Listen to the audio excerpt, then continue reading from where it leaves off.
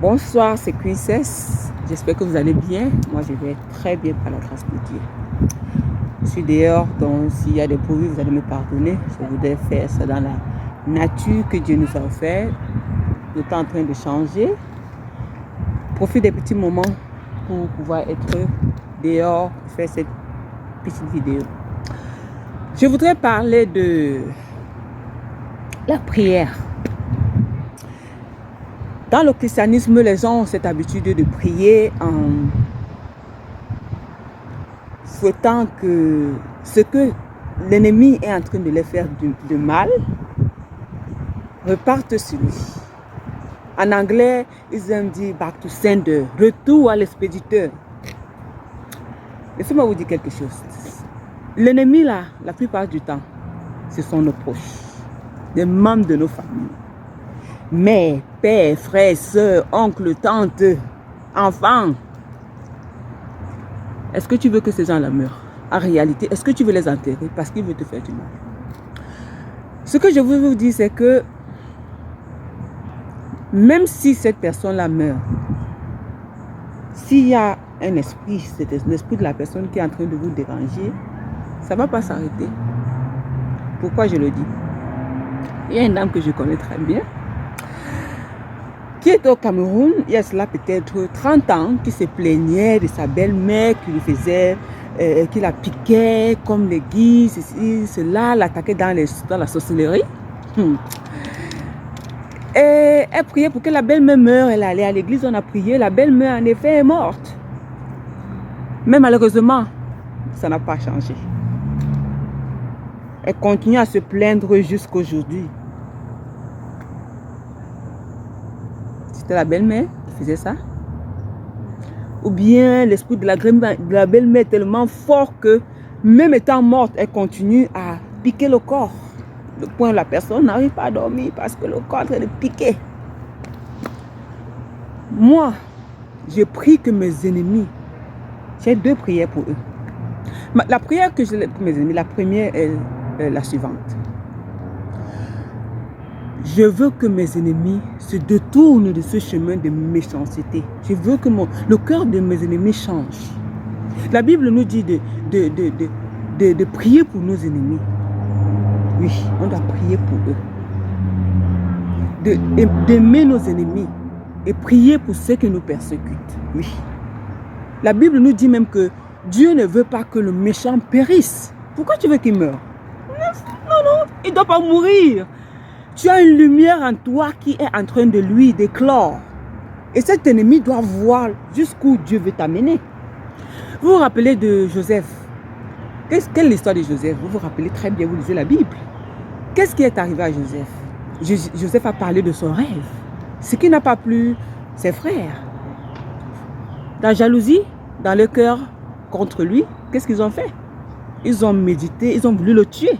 Ils ont tout fait pour le tuer. Dieu n'a pas permis. Il faut savoir que si tu meurs, Dieu a laissé que ça arrive.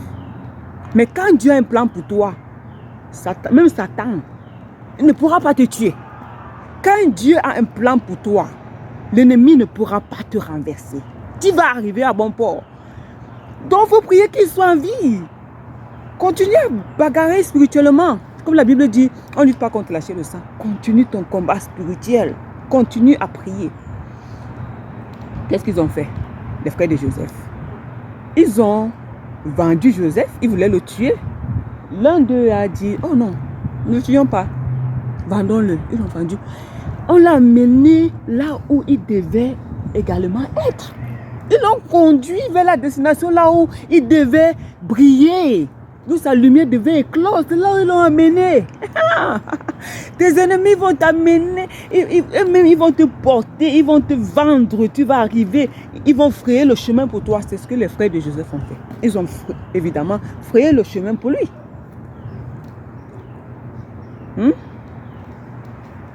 Si Joseph était en train de prier que ses ennemis meurent, Est-ce qu'ils allaient le trouver là où il était, la gouverneure, quand ils sont partis chercher la nourriture? Quand il y avait la famine, Dieu avait déjà vu ce qui allait arriver. Dieu avait déjà préparé que c'est toi qui vas nourrir tes frères et ton père. Oui, le papa était privé de son enfant. Ça lui a fait mal pendant les années. Il ne savait pas là où son fils était. Nanana. Mais Dieu avait besoin de cet enfant. Pourquoi est-ce que ma mère va vouloir se mettre sur le chemin que Dieu a établi pour moi? Pourquoi mes soeurs, pourquoi mes frères veulent vouloir bloquer? Laissez-moi. Laissez-moi aller là où Dieu veut que je sois. Je n'appartiens à personne. Hein? Je n'appartiens pas à ma mère, à mes soeurs, à mes frères, à personne. J'appartiens à Dieu. Joseph appartient à Dieu. Le père a été privé pour que plus tard, quand ils sont arrivés, au moment de la famine, Joseph était où? Avant qu'il n'arrive là. Quel était le parcours de Joseph? Il a dû faire la prison. On a menti. On a inventé. On a inventé les choses sur Joseph. Il s'est retrouvé en prison. N'est-ce pas? Qu'est-ce que la femme avait dit? La femme de son maître a dit qu'il voulait la violer, n'est-ce pas? La femme de son maître a dit qu'il voulait la violer. Pour cette raison, il a été mis en prison forcément. Étant en prison maintenant, il a rencontré ces gens-là qui l'ont amené chez le Pharaon. Ah oui. Oui, oui. Voilà.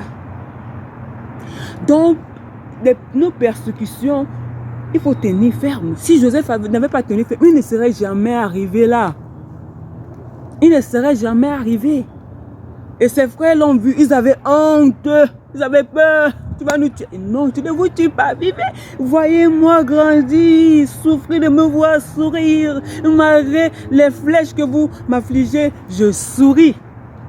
Ça vient du dedans là. Je souris, je suis joyeuse. Je n'ai pas de stress, no stress. Je prie mon Dieu et je sais qu'il est là pour moi. Même si je passe par le feu, il m'a dit qu'il ne m'abandonnera pas. Même si je passe par l'eau, il m'a dit qu'il ne m'abandonnera pas. Il sera avec moi. Où que je me trouve, il sera avec moi. Donc c'est cette ferme assurance que j'ai et je veux vous encourager encore. Mes messages sont des messages d'encouragement. Ça parle de ma vie personnelle, mais je sais qu'il y a beaucoup de gens qui traversent